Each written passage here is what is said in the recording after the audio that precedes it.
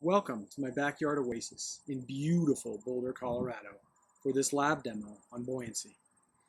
Now you'll notice that I'm fully clothed despite the fact that this is my own backyard in the most freedom-loving country the world has ever known. Now I'm fully aware that I don't need to be fully clothed in my own backyard, but I'm doing this as an example of remote learning etiquette. If I can be fully clothed in my pool, in my own backyard, on a 90-degree day, so can you every single time you log in to a remote learning session. And now on to the lab demonstration and why things float. More importantly, as engineers, we're going to look at how floaty something is. We're going to use principles to describe how much force is put on an object immersed in a fluid. Now we're going to use some objects that you may or may not have around your house. You may or may not have seen some of these world-famous objects on different TV shows. So we're going to look at how much buoyancy force each one of these objects feels using a piece of equipment. This spring-loaded fish gauge will give us a measure of how much upward force is being exerted on the object as it's submerged in the pool. And now let's take a look at these objects. The first object we're going to submerge is this large boiling pot. You may have seen this boiling pot if you're familiar with the concept of brewing beer or cooking gumbo. We're going to put this object upside down so the air cannot escape, and then we're going to submerge it, attach the fish gauge to the bottom, and see how much upward force it feels. This object that we're going to submerge is a round cylinder used to carbonate beverages.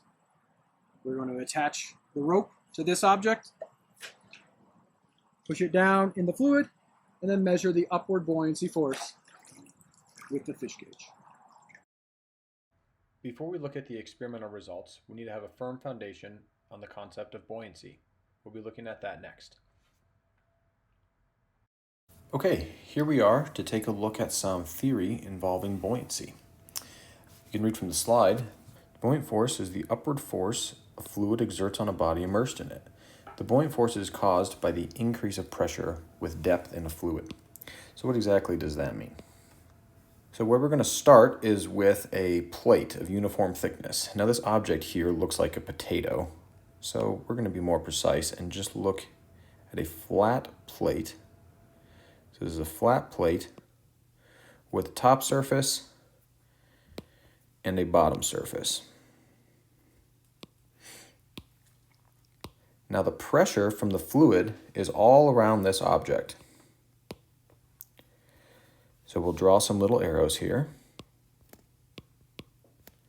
Now we've got a pressure coming on the bottom surface, as well as a pressure on the top surface. Now this pressure is only a function of the depth of the different surfaces in the fluid.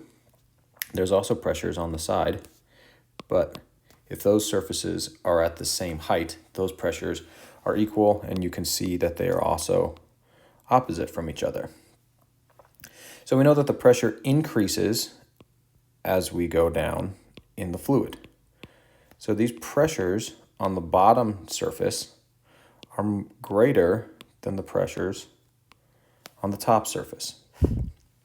So if we look just at the force on the top surface, we've got the force on the top surface. That's going to simply be equal to the pressure on the top surface multiplied by the area of the top surface. So here's the area, and then the pressures from the top surface. Likewise, the force on the bottom surface is equal to the pressure on the bottom surface multiplied by the area of the bottom surface. Oh, and this pressure over here should be the pressure that's on the top surface. So this is where this other equation comes from. So we've got the force on the bottom surface, the force on the bottom surface, and the force on the top surface. The force on the bottom, we know from here that the force on the bottom is equal to the pressure of the bottom times the area of the bottom. So we've got the pressure on the bottom term here, which is rho g s plus h. So we've got the initial height, s, plus the thickness of the plate to get us to our depth of the bottom surface, multiplied by the area of the bottom surface. The area of the bottom surface. Likewise, we've got the force on the top surface is equal to the pressure of the top surface. That's rho gs, where s is the depth of the top surface, multiplied by the area from the top surface. So if we do some factoring and simplification here, we can see that the net force on the object is equal to this density of the fluid times gravity times the thickness multiplied by the area of the plate. Rearranging terms, we know that the thickness multiplied by the area is just the volume. So then we have the overall buoyancy force is equal to the density times gravity times volume. So from the previous result, we have the buoyancy force is equal to G times rho times volume. Now this is the density of the fluid times the volume of the object. But what is this term exactly? Well, that's the density times the volume, which is mass. And we can see that because density has units of kilograms per meter cubed, and then volume has units of meters cubed. So then the units here are just going to be kilograms, which is units of mass. But what is mass times gravity? We know that as weight. So this is where Archimedes' principle comes in. The buoyant force acting on a body immersed in a fluid is equal to the weight of the fluid displaced by the body, and it acts upward through the centroid of the displaced volume. So this is saying we have the buoyant force here is acting on the centroid, and it's equal to the weight of the fluid that this object has displaced. So previously, we were looking only at the buoyant force. If we want to look at the total force on the object, we need to draw a free body diagram. So if we have our object here, if we have an object, we know how to describe the buoyant force, but there's another force on this object, and that's its weight. So we've got the buoyant force, and then we also have the force from the object's weight. Now the force of the weight is downward and the buoyant force is upward. So if we draw out our sum of the forces equation, so if we now write the sum of the forces, that's going to equal the buoyant force minus the weight force. Now if these two forces are equal, the object is what's called neutrally buoyant. Likewise, if the buoyant force is greater than the weight force, the object will continue to accelerate upward, which is called floating. And if the buoyant force is less than the object's weight, the object will accelerate downward, which is sinking. Now it's helpful to think in terms of relative density. So rewriting the buoyant force in terms of density from the previous slide, we get this, where the buoyant force is equal to the density of the fluid multiplied by gravity multiplied by the volume of the submerged portion, which is this term here. The weight force is equal to the density of the object multiplied by gravity multiplied by the total volume of the object, which is this term here. Note that this is the overall density of the object. It's its entire mass divided by its entire volume. So if the object is neutrally buoyant, as in the two forces on each side of the equation are equal to each other, we know that the volume of the submerged portion is going to be equal to the total volume. So those cancel. Of course, gravities cancel. So then that means that the density of the object, the overall density of the object, must be equal to the density of the fluid. Now keep in mind that density equals mass divided by volume. So this is saying the mass of the total object divided by the volume of the object must be equal to the density of the fluid. Now, this density of the fluid is a parameter that we can look up for the fluids that we're in. So now if we apply Archimedes' principle to our balloon system, we know that the buoyant force on an immersed object equals the weight of the fluid displaced by the object. So if we draw our balloon as a perfect sphere in some fluid, now this fluid is the upper atmosphere, and we can determine the density of that fluid by using the standard atmosphere model, which will be covered in subsequent lectures. We have some surrounding fluid, and we know the density of that fluid. So this is a known parameter. If we apply the same Freebody diagram that we applied to our general object, to our balloon system here, we have the weight force pointing downwards and the buoyant force pointing upwards. Now we know that the buoyant force is equal to the density of the surrounding air multiplied by gravity multiplied by the volume of the air that's been displaced. Now the weight force has several terms. First, we have the mass of the payload multiplied by gravity plus the mass of our shell, the material, multiplied by gravity, plus we have the mass of the lifting gas multiplied by gravity.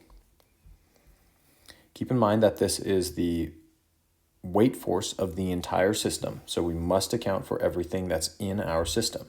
The lifting gas does have mass, and even though it's lifting us up in the air, it still has mass, which is getting pulled down by the force of gravity. If we are at neutral buoyancy, then the sum of these forces must equal 0. If we then write the buoyant force in terms of the mass, we know that the mass of the air is simply equal to the density multiplied by the volume.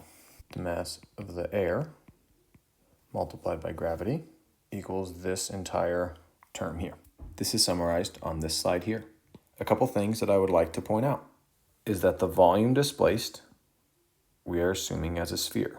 So 4/3 pi r cubed is the equation for a sphere.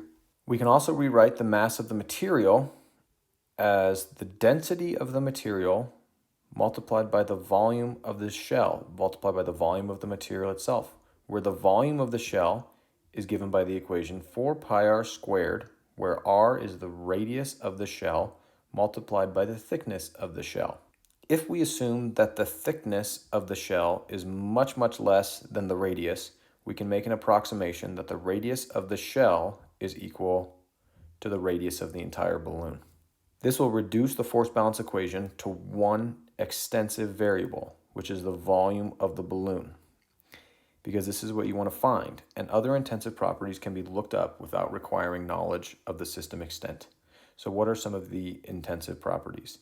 The density of the air is going to be given from the standard atmosphere. The density of the helium is something that you can calculate. The density of the material is given by the material selection.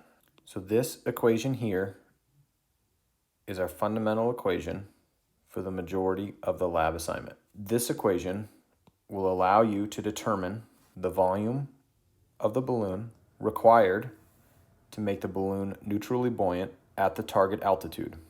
Density of the air is going to be something from the standard atmosphere. Density of the helium calculated using ideal gas. Density of the material is based on selection of material.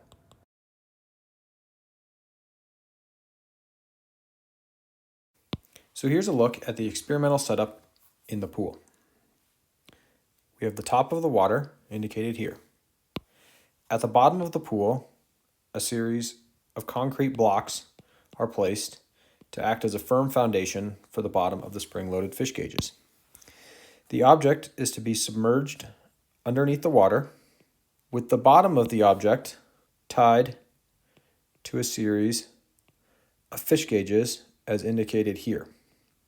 2 fish gauges are used because it was determined that the buoyancy force could potentially exceed the capacity of 1 fish gauge. So with two fish gauges, they share the buoyancy force, and the combined force as read on both fish gauges would be the net force of buoyancy. The bottom of the fish gauges are tied together and anchored to the concrete block to provide a firm foundation. So the first test we're going to look at is with the boiling pot. You can see the boiling pot suspended here, floating in the water. The concrete blocks are visible down at the bottom of the picture, as well as the spring-loaded fish gauges, with the boiling pot floating nicely above them. As we lower the view of the camera, you'll be able to get a glimpse of the readings on the spring-loaded fish gauges. From this angle, you can see the spring-loaded fish gauges read 16 and 15 pound force respectively, for a total combined force of 31 pounds. Next, a keg was used as a buoyancy object. From here you can see the concrete blocks as well as the two fish gauges. From this view you can see a reading of 10 and 15 for a combined buoyancy force of 25 pounds. So here's a summary of the experimental results. You can see the different items, the keg and the pot, as well as their initial empty weights that was found using the spring gauge held up. Here's their corresponding dimensions,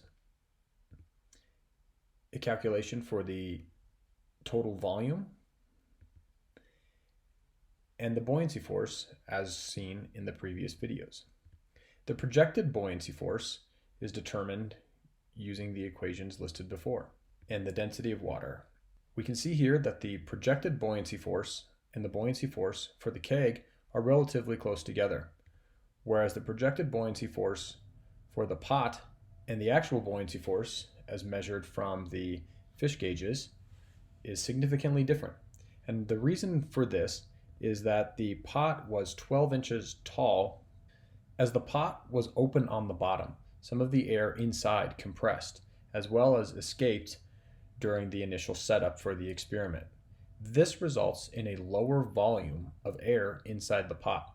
So we should not assume that the pot itself is 12 inches tall, but rather it was observed in the experiment that approximately 2.5 inches on the bottom of the pot under the water was actually filled with water and not with air.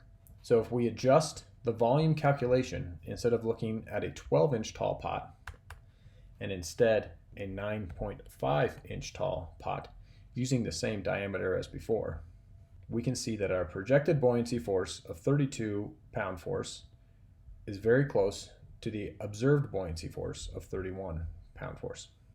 Thank you for your attention, and I hope this video has improved your understanding of buoyancy. Here's a quick look at where these objects have been seen before.